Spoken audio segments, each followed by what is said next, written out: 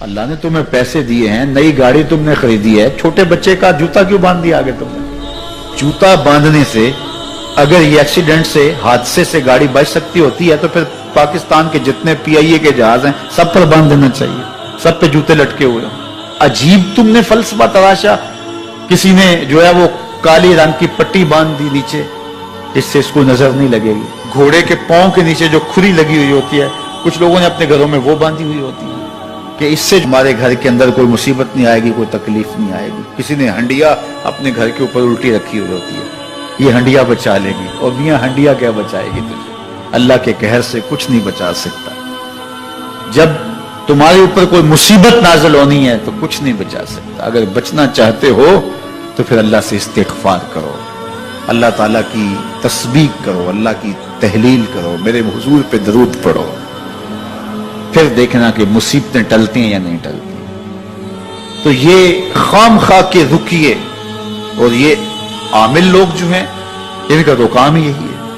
ان کا کام چلتا ہے لوگ ذوف الاعتقادی میں مبتلا رہے ہیں, اور یہ کہہ دیتے ہیں کہ آپ کے خاندان میں ایک منحوس عورت ہے, یہ اس کا کیا ہوا ہے, تو کوئی نہ کوئی منحوس تو پہلے ہی انہوں نے طے کر رکھی ہوتی ہے, فوراً ذہن وہاں جا کلک ہو جاتا ہے.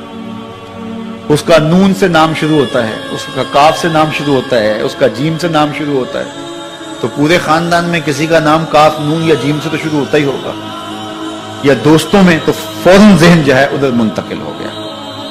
اب یہ بابا جی نے بتا دیا ہے, ہاں ہاں ہاں اس نے یہ بات کی تھی, کچھ باتیں یاد آنے لگی, اس کاف سے شروع ہونے والے نام کے ساتھ نفرت پیدا ہو گئی. اس بابے نے نفرت کا کاروبار کیا. اس نے تو 100 روپے 200 روپے لے لیے, لیکن دو انسانوں کے اندر نفرت ڈال دی. اس کا گریبان کل قیامت کے دن پکڑا جائے گا. ان ملنگوں کے پاس, ان ذوف الاعتقادی کو پھیلانے والوں کے پاس کبھی نہ جاؤ.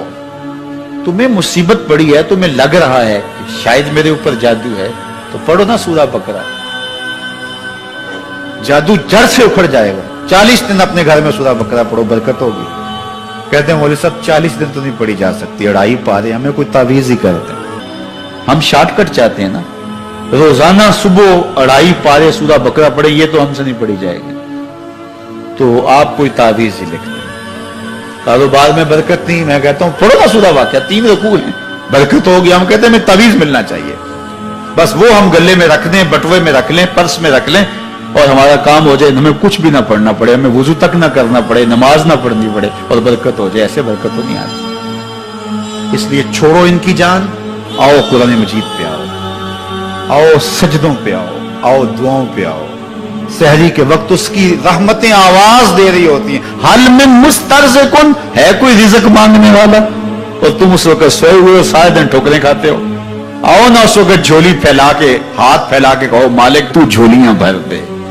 تو پھر دیکھنا, میرا بیٹا سالم مشرکین کی قید میں ہے اور میں فاقوں کی حالت میں ہوں.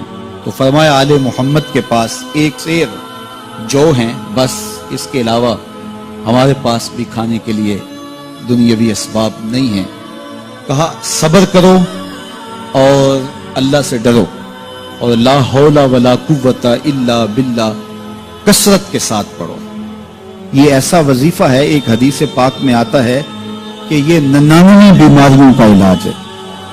اس میں سب سے کم درجے کی بیماری ہم اور غم ہے. یہ دکھوں کا مداوع ہے, مشکلات کا علاج ہے, اور یہ وظیفہ میرے حضور نے بتایا. حضرت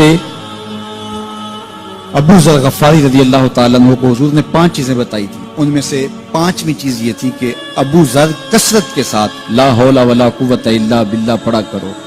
فرمایا عرش الہی کے نیچے ایک خاص خزانہ ہے, یہ وظیفہ وہاں سے آیا ہے. یہ زندگی میں معمول بنا لو, جب پھنس جاؤ, مشکلات میں آ جاؤ, تو لا حول ولا قوت الا باللہ پڑھو, اللہ راستے کھولے گا. تو حضور نے 3 چیزیں فرمائی, اللہ سے ڈرو, صبر کرو, اور کثرت کے ساتھ لا حول ولا قوت الا باللہ پڑھو. وہ فرماتے ہیں کہ میں یہ عمل شروع کیا, ابھی گھر میں بیٹھا ہی تھا کہ دروازے پہ دستک ہوئی, تو میں اٹھا کہ دروازہ کھولوں دیکھوں کہ کون ہے. تو دروازہ کھولا, دیکھا میرا بیٹا کھڑا ہے اور اس کے پیچھے 100 اونٹ کھڑے ہیں. تو میں نے کہا کہ تم اور یہ اونٹ؟ کہا مجھے موقع لگ گیا, میں ان کی قید سے بھاگ آیا. وَيَرْزُقْهُ مِنْ حَيْثُ لَا يَحْتَسِبُ، وہ تمہیں وہاں سے رزق دے گا جہاں سے تمہیں گمان بھی نہیں۔ اس کے ہو کے تو دیکھو، اللہ اکبر، اللہ کے ہو جاؤ تو پھر وہ تمہاری ضرورتوں کا کفیل ہو جائے۔ فرمایا حضرت عبداللہ ابن مسعود رضی اللہ تعالیٰ عنہ نے کہ کسی شخص کو فقر و فاقہ آ جائے تو وہ لوگوں کو بتائے کہ میں آج کل بڑے مشکل حالات میں ہوں، ہر وقت لوگوں کو بتاتا رہے تو اس کی مشکل بڑھے گی، اس کی مشکلیں آسان نہیں ہوں گی اس طرح۔ اور اگر وہ اپنی اس مشکل کو کسی سے شیئر نہ کرے بلکہ مصلی بچھا کے اپنے رب سے کہے کہ مالک فقر و فاقہ آ گیا ہے اور اس کا علاج تیرے پاس ہے، اس مرض کا مداوع تیرے پاس ہے۔ تو حضرت عبداللہ ابن مسعود فرماتے ہیں کہ رسول کریم نے فرمایا جلد یا بدیر اللہ اس کو مالا مال فرما دے گا۔ یہ بھی کبھی کر کے دیکھو، مشکل آ جائے، فاقہ آ جائے۔ اور قرآن مجید کا دل سورہ یاسین ہے، جس نے ایک مرتبہ سورہ یاسین کی تلاوت کی اللہ 10 مرتبہ قرآن پڑھنے کا ثواب عطا کرے۔ اور کتنا بڑا اجر ہے، آپ ایک سال میں بھی شاید 10 قرآن مجید نہ ختم کر سکیں اور سورہ یاسین پڑھیں تو 10 مرتبہ قرآن مجید پڑھنے کا ثواب نصیب ہوگا۔ تو اپنی صبح کا آغاز سورہ یاسین سے کیا کریں، نماز فجر کے بعد اشراق تک سورہ یاسین پڑھ لیا کریں۔ سورہ یاسین اگر آپ پڑھ کے اپنے دن کا آغاز کرتے ہیں آپ کا سارا دن خیر سے گزرے گا۔ اس دن اگر کاروبار کریں گے تو برکت ہوگی، اس دن بہت ساری بیماریوں سے، آفات و بلیات ارضیہ اور سماویہ سے بچے رہیں گے، لوگوں کے شر سے، حادثات سے محفوظ رہیں گے۔ میرے حضور نے ارشاد فرمایا قرآن مجید میں ایک سورت ہے جس کی 30 آیات ہیں، اگر کوئی شخص اس کی تلاوت کرتا ہے تو وہ سورت پڑھنے والے کی شفاعت کرتی ہے اور اتنی بار شفاعت کرتی ہے کہ اس کو بخشوا کے چھوڑتی ہے۔ وہ سورت کون سی ہے؟ وَهِيَ تَبَارَكَ الَّذِي بِيَدِهِ الْمُلْكُ، یہ سورۃ الملک ہے، 30 آیتیں ہیں۔ جو شخص اس کی تلاوت کرے یہ اتنی بار سفارش اللہ کی بارگاہ میں کرتی ہے کہ اپنے پڑھنے والے کو بخشوا کے چھوڑتی ہے۔ تو اپنے دن کا آغاز سورہ یاسین سے کریں اور اپنی شب کا آغاز سورہ ملک سے کریں۔ سونے سے پہلے سورہ ملک کی تلاوت ضرور کر لیں، انشاءاللہ اس سے رات برکت سے گزرے گی۔ جس نے ایک دن میں 100 مرتبہ سبحان اللہ و بحمدہ پڑھا، کتنی مرتبہ؟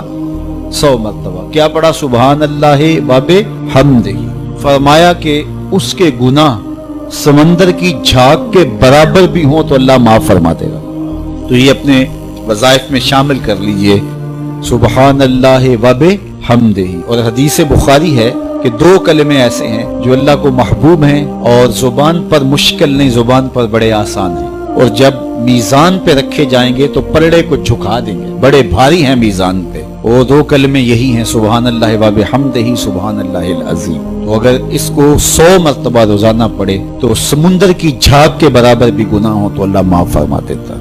اللہ فرماتا ہے ما یفعل اللہ بعذابکم، وہ تمہیں عذاب دے کے کیا کرے گا؟ ذرا لہجہ دیکھیے، ذرا انداز، ما یفعل اللہ بعذابکم، وہ تمہیں عذاب دے کے کیا کرے گا؟ تم اس کی مخلوق ہو، اپنے دستے قدرت سے اس نے تمہیں بنایا ہے، تو وہ تمہیں عذاب دے کے کیا کرے گا؟ اس کی ضرورت نہیں ہے کہ تمہیں عذاب دے، نہ اس کی چاہت ہے کہ تمہیں عذاب دے، کوئی خود چھلانگے لگائے تو اس کی مرضی۔ فرمایا کہ ما یفعل اللہ بعذابکم، وہ تمہیں عذاب دے کے کیا کرے گا؟ ان شکرتم و آمنتم، اگر تم شکر ادا کرو اور ایمان لاؤ تو وہ تو قدردان ہے جو کوئی اس کا شکر کرتا ہے اور جو اس پر ایمان لاتا ہے۔ تو اللہ اس کے لیے عذاب نہیں رکھا، اس کے لیے رحمتیں رکھی ہوئی ہیں۔ تمہیں دستے قدرت سے بنایا ہے اور وہ تمہیں خوش دیکھنا چاہتا ہے، تمہیں خوشحال دیکھنا چاہتا ہے، تمہیں سرشار دیکھنا چاہتا ہے، تمہیں نہال دیکھنا چاہتا ہے، تمہاری زندگی کو خوشگوار دیکھنا چاہتا ہے۔ تم نے اپنے آپ کو خود اپنے اعمال کی وجہ سے مصیبتوں میں ڈالا ہے، تو کہا شکر کرنے کی عادت ڈال لو، دیکھنا پھر اللہ تعالیٰ جل شانہ کی رحمتیں تمہارے اوپر کس طرح اترتی ہیں، اس کی نوازشیں تمہارے اوپر کیسے برستی ہیں۔ توکل اگر ہم سیکھ جائیں تو توکل ایک ایسی دولت ہے کہ جو خوشحال زندگی کی ضمانت بنتی۔ جب ہم اللہ پر توکل نہیں کرتے اور ہم سمجھتے ہیں یہ سب کچھ ہماری محنت کا نتیجہ ہی ہوگا، اور نتیجہ جب نہیں آتا تو پھر ہم بے چین مضطرب ہو جاتے ہیں، اور جب ہم اس پہ توکل کر لیں تو پھر ہمارا صرف اتنا ہی کام ہے کہ میاں ہم یہ کام کر رہے ہیں، بس یہ حکم، ہم بیج بو رہے ہیں، بس یہ حکم ہے اور بو رہے ہیں، باقی اس پہ بھروسہ ہے، یہ کام اس کا ہے کہ اس نے اس کو اگانا ہے، اس کے اوپر پھل لگانے ہیں۔ تو جب اس پہ توکل ہو جائے تو بندہ سوکھا رہتا ہے، ورنہ بندہ مشکل میں مبتلا ہو جاتا ہے۔ بسا اوقات ایسا ہوتا ہے کہ بندہ ایک منصوبہ تیار کرتا ہے، اس کا عملی نتیجہ اس کو سامنے نظر آ رہا ہوتا ہے، لیکن نتیجہ بالکل الٹ جاتا ہے۔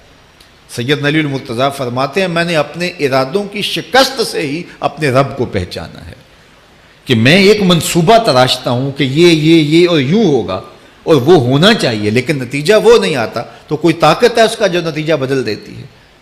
تو بندہ اس طاقت پہ یقین کرتے، اس پہ توکل کر کے جو ہے وہ اس پہ بھروسہ کر لے تو زندگی سوکھی ہو جاتی ہے۔ مغرب میں جو اللہ پر یقین نہیں رکھتے وہ خودکشی کر لیتے ہیں کہ یہ کیوں ہو گیا، ایسا نہیں ہونا چاہیے تھا، لیکن ہم خودکشی اس لیے نہیں کرتے، ہم کہتے ہیں میرا رب جس طرح چاہے اس طرح ہی ہوتا ہے، جو اس نے طے کیا ہوا ہے وہ کر کے رہتا ہے، اس لیے تم اس پہ توکل کر لو اور اس پہ بھروسہ کرو۔ حضور علیہ الصلوۃ والسلام نے فرمایا لو انکم توکلون علی اللہ حق توکلہ، اللہ پر توکل کرنے کا جو حق ہے اگر تم وہ ادا کر دے تو فرمایا اللہ تمہیں ایسے رزق عطا کرے جیسے پرندوں کو عطا کرتا ہے۔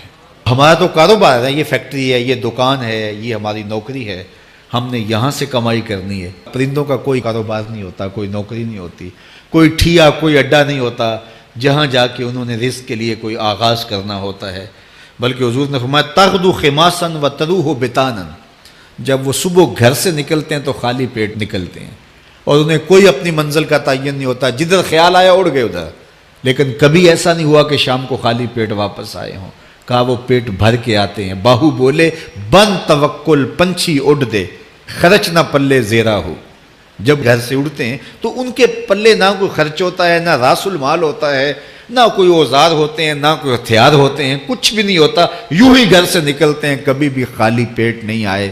فرمایا اگر اللہ پہ پرندے توکل کر لیں تو اللہ اسے بھی عطا کرتا ہے، تم توکل کرو گے تو تمہیں عطا نہیں کرے گا۔